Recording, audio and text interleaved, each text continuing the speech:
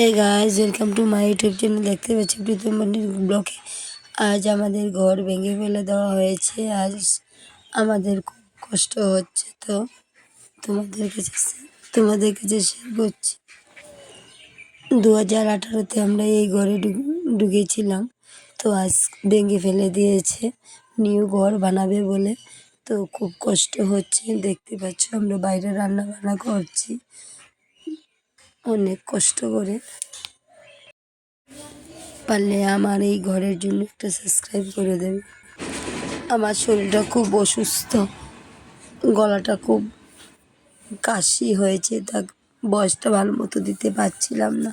তো তোমাদের কাছে এইটুকু অনুরোধ করছি, আমার চ্যানেলটাকে সবার কাছে শেয়ার করার জন্য, সব ফলো করার জন্য।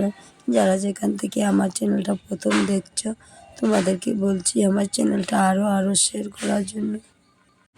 তোমরা অনেকেই আমার চ্যানেলটা দেখো, তো তোমাদেরকে বলছি আমার এই চ্যানেলটাকে খুব কষ্ট করে বানিয়েছি। তোমরা আমার চ্যানেলটাকে যত পারো লাইক কমেন্টস করে এগিয়ে নিয়ে যাও। তো দেখতে পাচ্ছ আমাদের বাড়ির অবস্থা কি হয়েছে গাইস।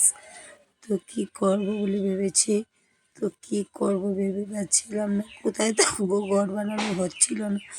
আজ হয়তো ঠান্ডার মধ্যে বসে থাকতে হবে অনেক কষ্ট করে। আমাদের ঘরের স্টার বানানো হয়নি, তাই আগুন জ্বালে সারা রাত্র আমরা বসে বসে কেটেছি। তো খুব ঠান্ডা লেগেছে, খুব সর্দি কাশিও পেয়ে গেছে। আমি এখানে ডাল, নিরামিষ সবজি, ভাত সবার জন্য বানিয়েছি। তো কেমন হয়েছে আমাকে কমেন্ট করে জানাবে।